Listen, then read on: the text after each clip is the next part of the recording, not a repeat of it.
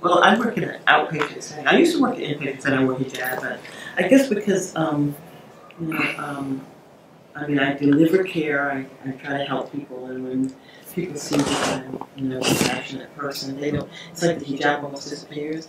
And like where I live outside of Richmond, Virginia, but I work in Richmond, and I have some patients that our population in our clinic are indigent, low-level literacy and that type of thing, not necessarily very well educated. But I have one patient that's a Caucasian woman, and she's always telling me, because we have like established relationships, she has a lot of different issues, and I just treat her with dignity the same way I do anybody else. But she actually told me that she had a discussion with someone about Muslim women, and the person was making a lot of derogatory comments. She goes, "Oh no, I've been known Rabia for the past 15 years, and she treats me nice, and she's wonderful, So I mean, I guess just because I do my job, I do it with compassion. I don't.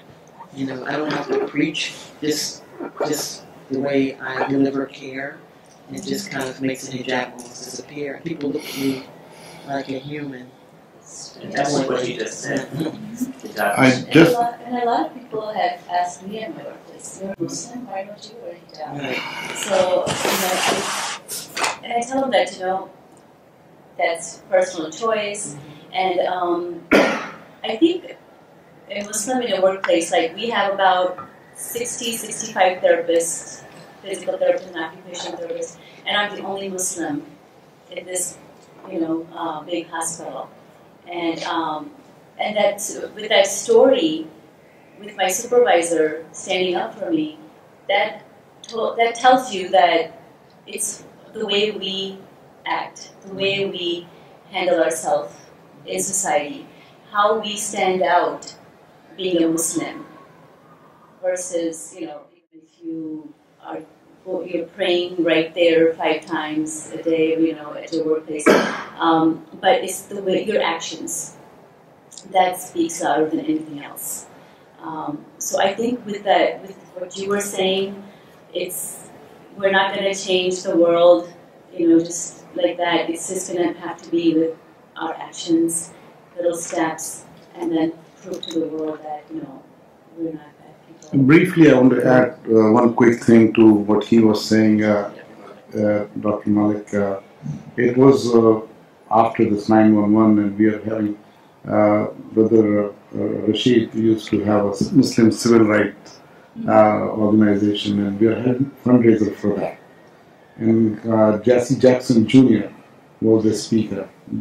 Is Jesse Jackson Sr.? And his son is a congressman. And I still remember the words of his speech, and I really want to convey it. And he said that you are asking us to stand by you now. And he started talking about when our African American brothers and sisters have problems.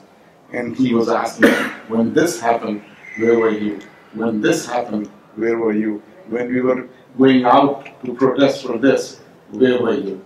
So I think that this message, which he was conveying, is a very strong message, that if we are living in this country, we have to actually get involved and embrace everybody who's living here.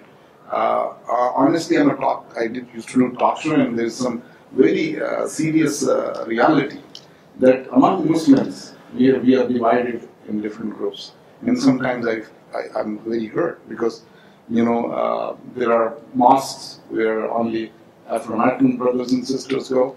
There are mosques where South Asian, Hyderabadi or Pakistani Muslims go. And sometimes when somebody comes in, it looks like he's a stranger or she's a stranger.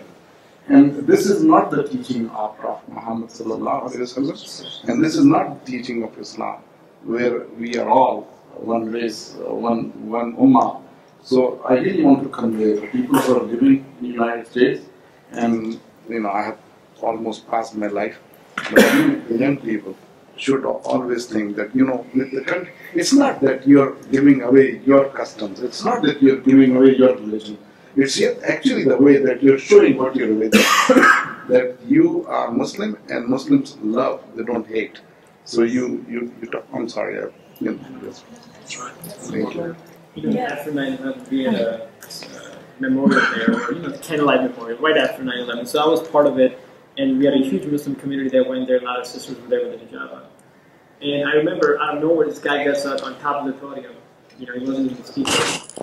He said, why is this the first time I'm seeing so many Muslims here? Where were you guys doing the soup clubs, or the help the mission out, or help the homeless out? Where were you guys? And I think it's very easy to point at other people and say it's their fault. Looking at him, he's 25-year-old, right? But he's 25-year-old. And what people keep saying also, I'm trying to bring these together here, is this generation is different. It's different from my generation. I was born home in Pakistan. And there were certain values and certain things that I was raised by. But now I have to look for him. And whatever the seed that I put in, they have to get the consequences. Anything that I mess up, his opportunities might be taken away from him. So the way we handle ourselves and the way we do it, look at up here. I can tell we're nicely diverse people here. But the problem, and I agree with you, is that at a foundation we're so separated. How can we look together in a bigger picture from the base down? So again, I don't have answers. I don't. About these things. Actually, Do you want to share something? I was just going to say that one thing that's kind of cool, I'm from Georgia, so, it's, what you may see in the north is, I don't know, but we definitely have a lot of misnomers and things that people just assume about us, like, it's just kind of crazy. But one of the things that I've been doing since college and in medical school now is that I go to the synagogue, I go to the temple, I go to the mosque, I go to we have a lot of different organizations for like religious groups and cultural groups. And actually this past week I was at the Jewish student organization just hanging out. And I don't really go with any other purpose than just to meet people and talk to them so that when I see them around campus, I can greet them, because I think names are really important, and being able to greet someone by their first name is an awesome thing, because it's like, there's a quote that says, a person's name is like the sound of music to their ears. So I just like knowing different people's names and talking to them, and I think that a lot of what's been said is that our natural inclination is to hole up when you're attacked, when someone says something negative about you. It's like, okay, I'm just going to protect myself, take everything that I believe, and just run and hide, right? That's easy, and I'm still a child, so I still want to do that all the time. But what you said and what all of you guys are saying is just that that's not what you need to do. You need to do the exact opposite thing, which is take yourself outside of your comfort zone, be yourself, do things that, where it's scary, where people are attacking you, go places where you aren't comfortable, and be in charge, be organized, and make it better. And that's just it. That's what we should be doing. And I'm really impressed that people are living the ideals that that I think about and hope for. So it's exciting.